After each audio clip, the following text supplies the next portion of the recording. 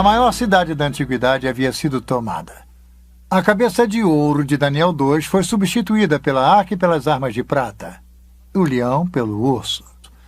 A Babilônia era o colosso econômico do mundo antigo, mas havia se tornado um exemplo de decadência moral e de corrupção. Seus líderes haviam se embebedado com o próprio poder. A queda da Babilônia nos ensina uma lição que às vezes esquecemos. Deus reina na história. É uma lição para nós hoje em dia. A Babilônia acabou como grande potência. Mas a Babilônia já havia caído antes. Será que se ergueria novamente? Babilônia, passado, presente e futuro.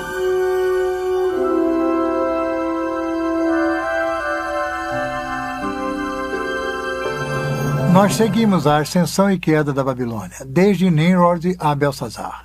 Belsazar foi o último rei da Babilônia, mas a cidade em si continuou sob domínio dos persas.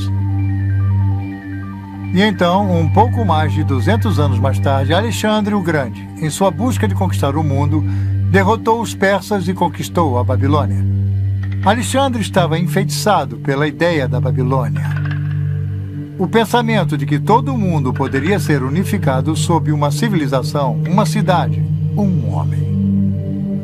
Mas os sonhos de Alexandre de uma unidade mundial morreram com ele na Babilônia em 323 a.C., no próprio trono de Nabucodonosor.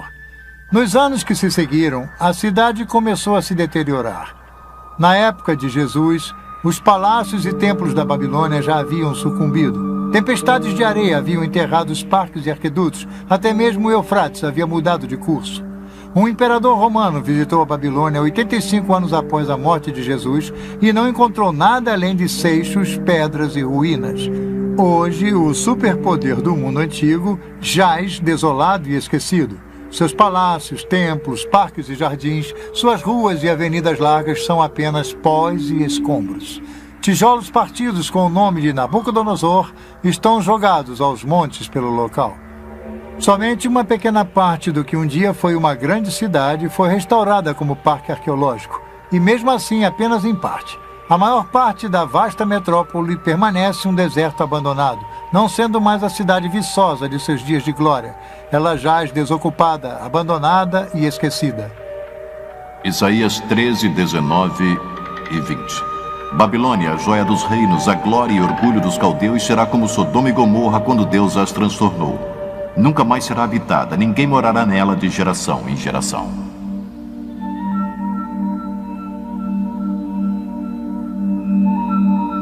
O escrito na parede havia previsto o final da Babilônia como uma cidade desenvolvida, mas não seria o final da Babilônia como uma ideia. Até mesmo Alexandre o Grande ficou seduzido pelo legado, e quando chegamos ao Novo Testamento, encontramos que a Babilônia se torna mais do que uma mera localidade geográfica. A Babilônia simboliza uma ideologia, uma atitude, a epígrafe de uma civilização organizada em oposição a Deus. Eu descreveria a Babilônia como sendo uma cidade que simboliza em escritura aquela na qual haveria o auge do poder humano e como ele reina, conquista e tudo mais através da história. Mas, em resumo, como seus regentes eram corruptos, ela, na verdade, tem o que merece no curso da história humana, porque aqueles que a governaram se consideravam pequenos deuses. Aí é que está a questão. Em todas as épocas, o povo de Deus viveu em meio a uma Babilônia espiritual, um mundo sem Deus. Em tal mundo, um mundo em busca do físico e do material, motivado pelo lucro, pouco se tem pensado ao reino espiritual, ao reino de Deus. Isso seria, como vimos, o padrão babilônico. E, nesse sentido, a Babilônia continua presente. Quando o Novo Testamento quer retratar o mal e o desafio a Deus até suas últimas consequências, usa a expressão que agora podemos muito bem relacionar a Babilônia a Grande. A expressão é encontrada no último livro da Bíblia, o misterioso Apocalipse ou o livro das profecias. O Apocalipse foi escrito sob uma notável visão de Deus dada a um homem chamado João. Sua visão é com frequência considerada uma das partes da Bíblia mais difíceis de ser entendidas. Está repleta de estranhas imagens, visões e sons, e uma das mais conhecidas seria a dos misteriosos 4 cavaleiros. Nós geralmente chamamos o Apocalipse de exemplo da literatura apocalíptica. E por isso queremos dizer que há uma espécie de literatura no século I. E também existe antes e depois desse século, mas seu lugar comum é o século I, que possui certas características e muitas são encontradas no livro do Apocalipse. Algumas delas incluem visões. Em outras palavras, alguém tem uma visão e registra o que viu, e a visão pode ser uma visão do que está acontecendo no céu, ou uma visão do futuro, ou as duas coisas. Às vezes, há jornadas aos céus nesse tipo de literatura. Alguém é transportado ao céu para ver, não é simplesmente uma visão na Terra, mas há realmente uma jornada. Algumas das outras características que seriam típicas da literatura apocalíptica incluem bastante simbolismos, e o simbolismo pode ser de vários tipos. Por exemplo, muitos animais naturais, um carneiro ou uma espécie de ovelha ou cabra que irá aparecer nessa literatura, mas também animais fantásticos com estranhas cabeças e asas e todo tipo de criaturas bizarras. As cores são muito importantes no livro do Apocalipse. Há mantos brancos, há sangue vermelho, há o ouro. Então, você sente todo um visual, há um sentido bastante dramático, mas as cores são simbólicas. Os números também são importantes para a literatura apocalíptica. Então, o simbolismo é importante na literatura apocalíptica. É realmente difícil entender o Apocalipse se você não tem algum tipo de arcabouço dos vários livros do Velho Testamento, porque o simbolismo que nele há é retirado dos antigos livros do Velho Testamento. E o contexto, é claro, no livro do Apocalipse, do ponto de vista do autor, é o futuro. Em sua maior parte. Parte dele é histórico, mas parte é o futuro. E ele usa o simbolismo tanto para falar sobre o futuro dos tempos, quanto para o futuro das pessoas e o que irá acontecer. Os escritores apocalípticos ansiavam pela interferência decisiva de Deus na história. João, no livro do Apocalipse, vivia num tempo de perseguição. Os cristãos estavam sendo mortos pelo Estado romano. A grande visão é que Babilônia Grande era um símbolo, um nome para o Império Romano. E se pensar que este livro foi escrito em algum momento do século I, em qualquer lugar que os cristãos vivessem, eles viviam numa realidade dominada por Roma. Roma reinava, controlada por Roma. E, portanto, é muito natural que o poder do mundo fosse simbolizado por um símbolo que vem do próprio passado de Israel, ou seja, a Babilônia Grande. Isso quer dizer, no Velho Testamento, Babilônia é um país de verdade que retira o povo de Israel para o cativeiro. E eu acho que o autor do livro do Apocalipse reaplica, então, o símbolo como um aviso aos cristãos de que Roma de hoje pode oferecer o mesmo tipo de ameaça, talvez não um cativeiro físico, mas pode ser um perigo real para o povo de Deus. Então há uma espécie de recorrência ou uma natureza temporal nesse símbolo. A atitude de Babilônia Grande é atemporal e penetrante. É uma atitude de oposição a Deus e aos ensinamentos de Jesus Cristo. A atitude é insidiosa porque a riqueza e a prosperidade eram atraentes do lado de fora. Por isso, as referências à Babilônia Grande nos capítulos 17 e 18 do livro do Apocalipse têm muita importância para nós hoje. Apocalipse 17, 3 e 4. E vi uma mulher montada numa besta escarlate, besta repleta de nomes de blasfêmia, com 7 cabeças e 10 chifres. Achava-se a mulher vestida de púrpura e de escarlate, adornada de ouro, de pedras preciosas e de pérolas. Na sua fronte estava escrito o nome, mistério, Babilônia a Grande, a mãe das meretrizes e das abominações da terra. Então o anjo me disse, a mulher que viste é a grande cidade que domina sobre os reis da terra.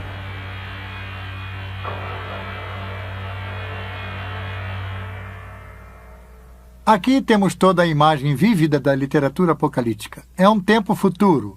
Há uma mulher, a besta, as cores brilhantes e o simbolismo.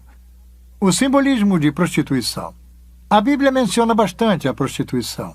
Deus mostra com ela como os indivíduos e as nações são seduzidos pela submissão a ele e à doutrina. No Velho Testamento, a prostituição é uma imagem para a idolatria. Quer dizer, as pessoas se prostituem. O povo de Deus se prostituiu quando não foi fiel a Deus, quando persegue a adoração de um ídolo. E agora a igreja enfrenta o mesmo tipo de ameaça, o abandono de sua verdadeira adoração a Deus por outros tipos de ídolos. Bem, a prostituição é uma imagem sedutora. Alguém, como já disse, os atrai, iludindo-os a seguir seu caminho e a abrir mão de sua lealdade a seu verdadeiro Deus. A Bíblia usa o símbolo da prostituição de duas formas.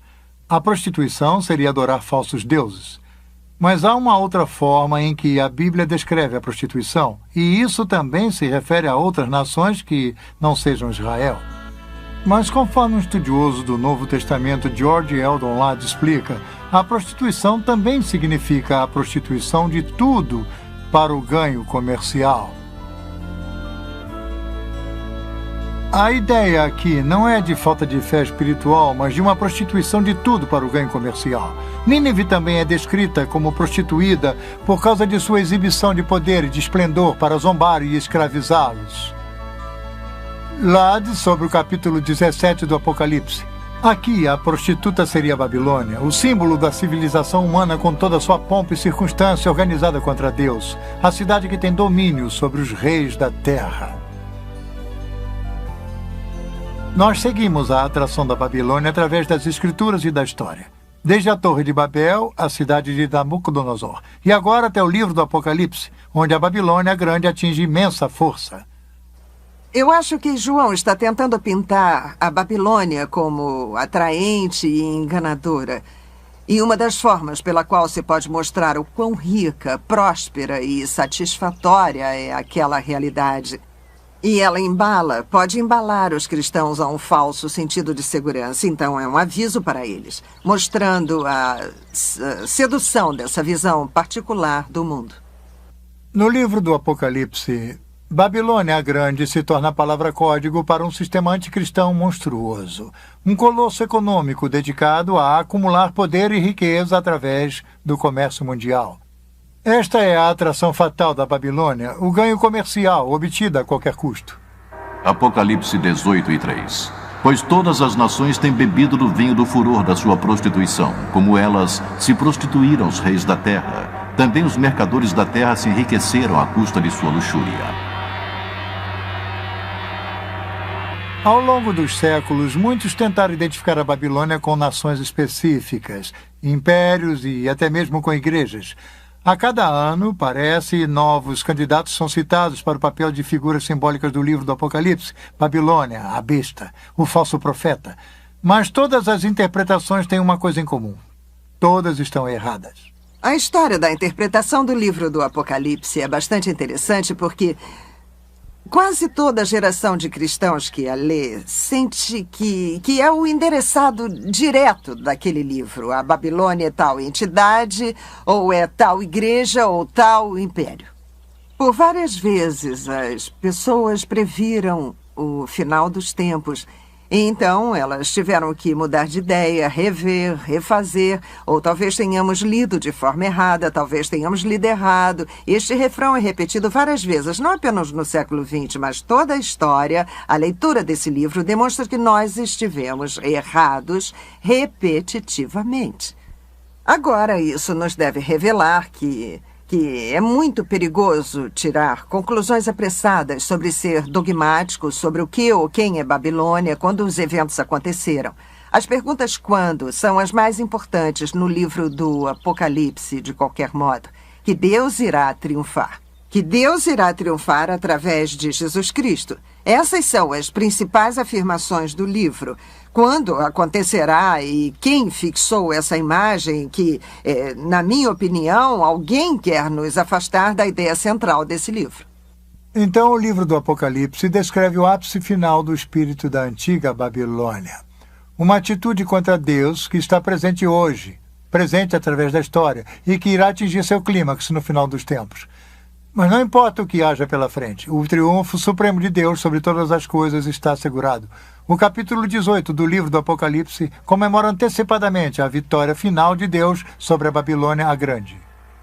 Apocalipse 18, 9 e 10. Ora chorarão e se lamentarão sobre ela os reis da terra, que com ela se prostituíram e viveram em luxúria, quando virem a fumaceira do seu incêndio. E conservando-se de longe pelo medo do seu tormento, dizem: ai, ai, tu, grande cidade, Babilônia, tu, poderosa cidade, pois em uma só hora chegou o teu juízo. E sobre ela choram e pranteiam os mercadores da terra, porque já ninguém compra a sua mercadoria. Os mercadores dessas coisas que por meio delas se enriqueceram, conservar-se-ão de longe, pelo medo do seu tormento, chorando e pranteando. Então um anjo forte levantou uma pedra, como grande pedra de moinho, e arrojou-a para dentro do mar, dizendo: assim com ímpeto será arrojada a Babilônia, a grande cidade, e nunca mais será achada.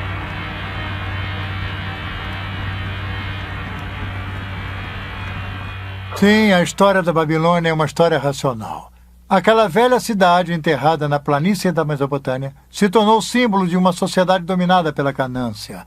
Uma sociedade que se afastou cada vez mais do conhecimento de Deus. Isso lhe parece familiar? João descreve um mundo muito parecido ao nosso de hoje em dia. Os mercadores no Antigo Oriente Próximo enriqueceram pela exploração do prazer. Muitos negociantes de hoje em dia fazem a mesma coisa. Negócios e compras geralmente são feitos baseados na ganância, no dinheiro e no poder. Muitos indivíduos se aproveitam do sistema para enriquecer, explorando os jovens, os velhos, os incultos e os desafortunados.